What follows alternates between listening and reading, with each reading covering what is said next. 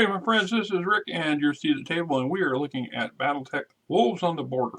This is a novel that came out in the early days of the game system when it first came out. Let's see, I don't remember.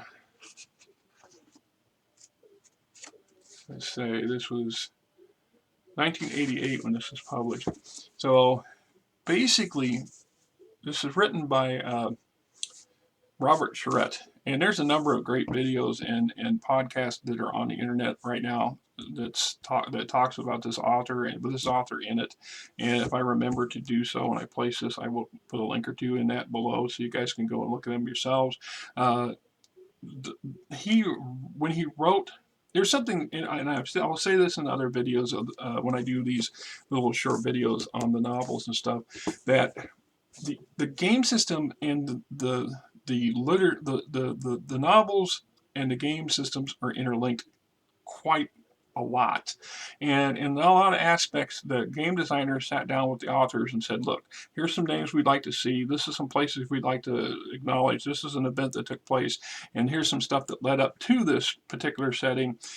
Have at it. So in that aspect, they give them some guidelines and some list of wishes and wants and must-haves, and then the author is left to his own devices. But the authors have done a really credible job of trying to keep the very flavor consistent throughout all the books. That way, when the source books and stuff come out, these things all tie together real well, and it's not, a stretch to really to get, so I have to keep these things plastic when I'm not using them, to understand that the flavor is much the author's invention and inclusion into the game as well. So this all is a combined effort and work on their part, and they do an awesome job. And there's a number of authors that, of course, that write different series of books for the same set or for the same genre, so the same BattleTech universe.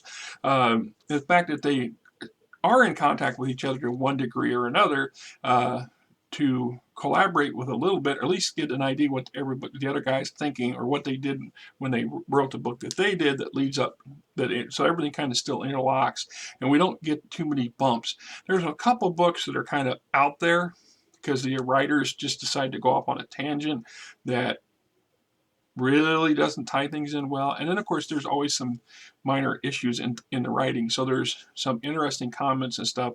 It's like when Theodore Kurita was introduced by a different author, and in that, it was a brief introduction in a novel, and he shoots a guy. For no apparent reason whatsoever, he just does, and imply, and such implication makes you think that the would-be the era of Theodore Kurita, the era of the Draconis Combine as a cold-blooded killer. So when the author wrote the next series of books, which included a lot of Korea stuff, he talked to the previous author and the coordinators of the game system of FASA and said, was there a reason for that? What was the mindset? And is it okay if I fix that in some aspects? So, and he does a good job. So basically what this is the story of is that the renowned and mysterious Wolf Dragoons mercenary command comes under the employ of House Krita. That is the fifth. Since their arrival in the inner sphere, they have worked for all five. At this point, they'll have worked for all five of the major houses. And they've made a complete circuit. And what nobody knows at the time is that they're a vanguard or a reconnaissance unit in force for the clans. And part of their mission was just that, to work for every one of the houses to kind of get a feel and flavor for that particular house's style and command structure, and as much information as they could to feed back to their clan fellows back in the clans prior to an invasion. Anyway.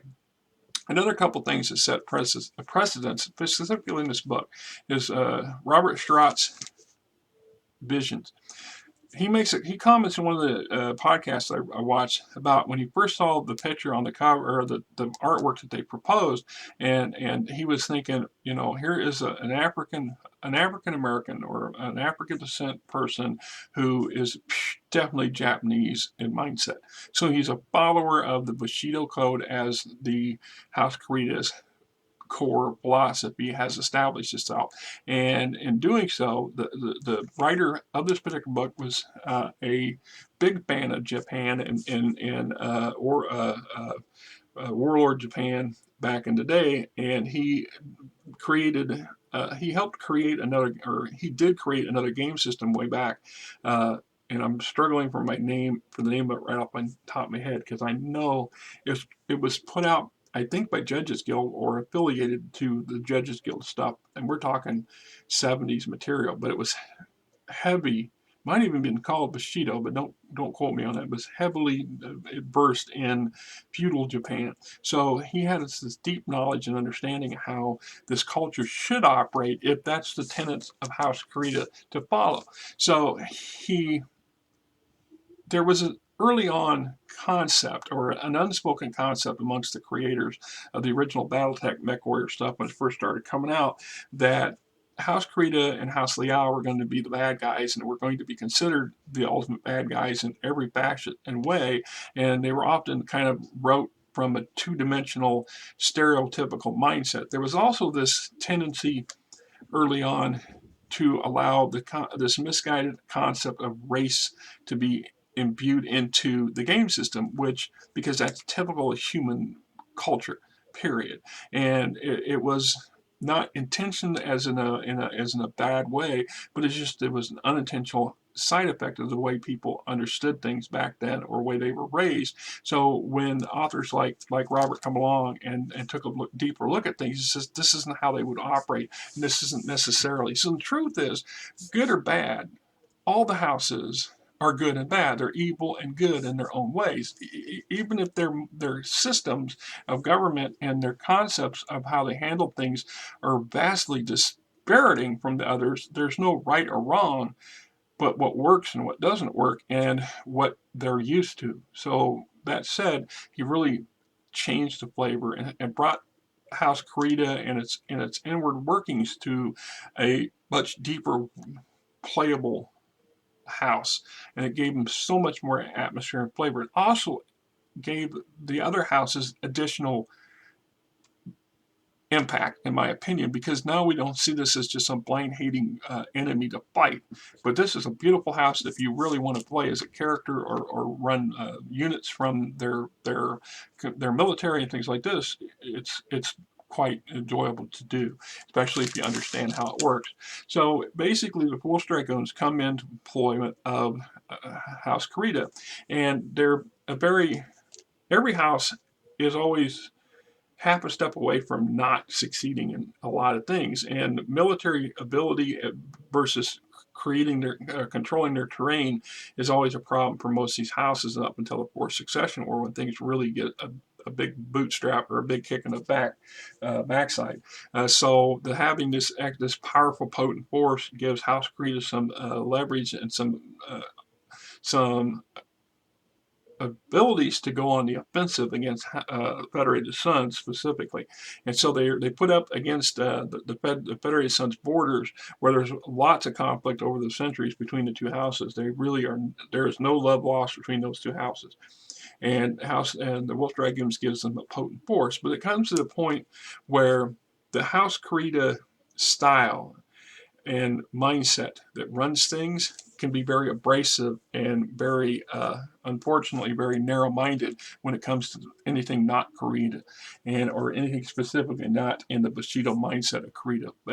And there's some very liberal interpretation of how this works, because some people are like this fine fella here, who's the commander, who is picked to basically first interact with the wolves, and then or wolf dragoons, and then to learn as much as he can from them, and then later at the orders of the coordinator to form a a Kurita command military unit similar to the wolves, how they operate. So how wolves dragoons functions, their command structure, all this stuff, which is really an antithesis to the standard Draconis Combine military mindset.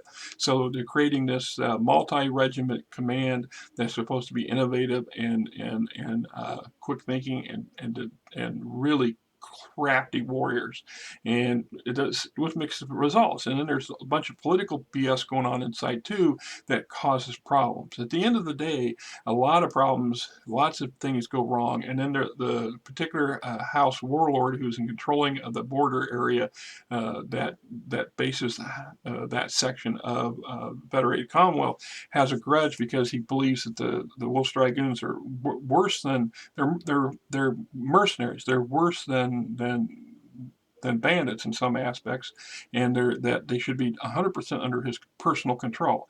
And Wolf's Dragoons, Jamie Wolf, has standing agreements in his contracts to prevent this, and this causes a lot of headbutting and eventually a lot of problems from many ways. And it carries on to this book, and it accumulates with some pretty nasty things. The warlord sends his troops after the Wolves' defendants. And this had happened once before when they were they were working for House Merrick's. Well, at the time it would have been Anton Merrick, who was in rebellion against his brother Janos, who was at the time, and it went south. And there's a lot of history and stuff in that too. So it really makes an impact on the whole era at that time, especially in the relations between Wolf's Dragoons and House Kurita and it shows a good depth of how things work and why things work the way they do in House Kurita, as well as the reactions too. It also is the prelude to the great big breakout of the Fourth Succession War, which hamstrings this incident with the Wolf's Dragoons actually hamstrings the House Kurita's ability to react in that first couple crucial months of the Fourth Succession War, in part because they have this personal grudge and vendetta against Wolf Dragoons, and they pair off. And the idea that a mercenary command can actually bloody the nose of a great house, let alone stand off their military and beat them into a pulp at great expense, of course, is ludicrous in the eyes of most people running things in House Kurita and some of the other houses too, and yet it happens. And that's what this book really is great in depth.